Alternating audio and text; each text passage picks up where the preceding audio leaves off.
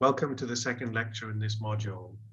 My name is Graham Mayer, and I will be focusing in this lecture on some of the information that we know about the global status of aquatic genetic resources used for food and agriculture. I have introduced myself in a previous topic, but just as a reminder, I'm a senior agriculture officer responsible for aquatic genetic resources management at the Food and Agriculture Organization in the UN. The structure of this lecture will be that I will talk first about the overall value of biodiversity in terms of global food systems and the role of aquatic species in those systems. We will summarize briefly some of our recent learnings about the current global status of aquatic genetic resources, which I usually abbreviate to AQGR, that are used and how it is managed in agriculture. We will look at the constraints to effective management of these genetic resources and address some of the challenges and needs that have been identified. So it is well understood, even amongst the general public, that biodiversity underpins the future health of our planet and is important in securing our future food supply. If we look at international instruments designed to preserve the status of biodiversity, such as those developed by the CBD, the Convention on Biodiversity, there is little or no account of the status of aquatic genetic resources and aquatic biodiversity. And this is mainly because there is little information available on the status of aquatic genetic resources. FAO has been working to address this knowledge gap. So what do we know about the critical value of aquatic biodiversity? We know that aquatic biodiversity is the basis for sustaining fisheries and growing aquaculture for future food supply for aquatic food. Biodiversity, and specifically genetic diversity, allows organisms to adapt to natural and human-induced challenges, to resist diseases and parasites, and to adapt to changing environments, including the diverse environments of our aquaculture systems across the world. We know that biodiversity contributes to the wide variety of shapes and colors and eating qualities of our aquatic species. And most fundamental to this particular course is that genetic diversity is the foundation for genetic improvement. Selective breeding is well proven as a method to improve the performance and the efficiency of animals and plants under domestication, but the degree to which you can generate improvement is dependent on the baseline levels of genetic variability. We know a little bit about the domestication status of our aquatic organisms, and we know that most aquatic species have been domesticated relatively recently over the last 20 or 30 years, and this compares to terrestrial genetic resources, our livestock and our crops, which were mostly domesticated 5,000 to 10,000 years ago. We will talk about this more in a later lecture, but this creates a number of opportunities for us. Because most species are recently domesticated, their levels of genetic diversity are very often comparable or just a little bit less than wild relatives. This is where we are farming them. So this enables genetic gains from selective breeding that are far superior to those possible in terrestrial species. So we will hear in later lectures that gains of 12 to 13% in commercially important traits are quite feasible in well-managed selective breeding programs for aquatic species. This number is more typically 3 to 4% per generation for livestock species and 1 to 2% for aquatic,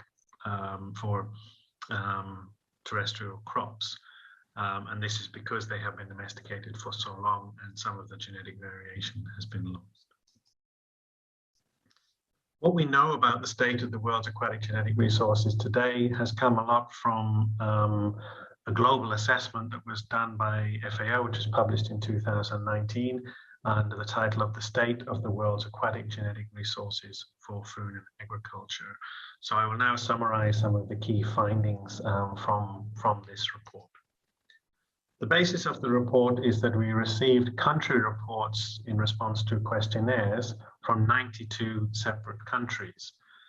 Whilst this represents less than 50% of the countries in the world, these countries that have reported represent 96% of global aquaculture production and 80% of capture fisheries production, and it includes the 11 major aquaculture producing nations. So we feel that the results are quite representative of the global situation. Some of the features and characteristics of AQGR that we learned from this publication are that we farm an enormous taxonomic diversity of species. As we heard earlier on, we are farming nearly 700 species. However, relatively few species dominate the volumes of production. But more importantly, we have relatively few fully domesticated species and very few recognized developed farmed types, such as strains of animals or varieties of plants. And this is in very big contrast to terrestrial agriculture, where the vast majority of our farmed organisms have been domesticated for many, many generations. We also know that wild relatives still exist for all farmed species. So every species that we farm, we can still find the same species present in the wild. Again, this is not the situation for terrestrial agricultural resources. Also, it's important to recognize that there are still strong links between farmed and wild relatives for these species. So, for example, we still harvest from the wild either broodstock or seed to be used in aquaculture. And also we find that there are escapes or even deliberate releases from aquaculture that can then interact with the wild relatives, potentially causing genetic harm. We know that we are really lacking information on aquatic genetic resources, so this State of the World report is certainly a starting point, but we need to develop ongoing, regularly updated information resources as exists for terrestrial agriculture. So our current FAO statistics are focused on production volumes and value, but the information about the species and genetic resources that are gathered is incomplete. We have an incomplete list of species, and we don't record anything about the farmed types of the species. So there's no information below the level of the species. So overall, monitoring of use of aquatic genetic resources is insufficient. Furthermore, problems are exacerbated by the lack of standardization of nomenclature and terminology, which needs to be hybridized. And this is just here some of the terms that we see used that are not standardized, and there will be a lecture towards the end of this topic on this. I want to introduce now an important term, which is the term farmed type. And this is defined as a farmed aquatic organism that could be a strain, variety, hybrid, triploid, monosex, or other genetically altered form, or a wild type. So essentially, farmed type is a way of understanding or describing a genetic resource below the level of the species. So every genetic resource used in aquaculture can be described firstly by its species, but then by its farm type, by one or more farm types. So we will be using this term quite consistently throughout the lectures. Looking at sustainable use and conservation of aquatic genetic resources, we have learned that non-native species are very important in aquaculture. We farm around 200 species that are farmed in countries where they are not native. And where this occurs, it presents a risk of harm to indigenous biodiversity. We know that wild relatives of farmed species are important in fisheries, but are declining in some areas, in part due to overfishing. We have learned, however, that protected areas and well-managed fisheries can be very effective for in situ conservation of genetic resources, and also that aquaculture itself can play a role in conserving genetic resources, particularly for farmed types of genetic resource. Looking at the development of aquatic genetic resources for aquaculture, in response to questions in the questionnaire, countries responded that almost half of farm types being recorded as used across the countries were actually wild types, meaning that they are not significantly changed from the wild resource. Furthermore, 45% of all countries reported that genetic improvement makes little or no contribution to their overall production. So it's very clear that the adoption of genetic improvement in aquaculture is relatively slow. There are publications that indicate that the proportion of global aquaculture production coming from genetically improved strains and varieties is probably little more than 10% of overall production.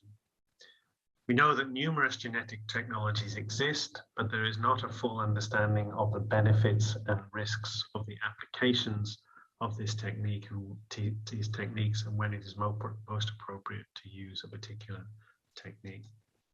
So just to summarize the key messages from this lecture, we know that aquatic biodiversity is critical to aquatic food supply. We know that we're in a fairly fortunate situation with aquatic species, that most of them retain high levels of diversity. So we have a lot of genetic diversity to deal with. All farm species still occur in the wild, which is essentially good news, but some of these are under threat. We know that there are strong links between wild stocks and farmed types of genetic resources, and we need to be very conscious of these links and the risks that aquaculture may pose to wild stocks, but also the opportunities from wild stocks that can be adapted for use in aquaculture. Overall, genetic management of our domesticated farm types is lacking, and genetic improvement remains very limited, and adoption rates are very low. So overall, we have opportunity, particularly because of the levels of genetic diversity associated with recent domestication. But we need to act on this now. The longer we continue with our current approach, the more genetic diversity will be lost, and it's very difficult to recover this. One of the responses to the needs and challenges identified by the State of the World report has been the development of a global plan of action, which was adopted by the FAO Council, by FAO members in late 2021.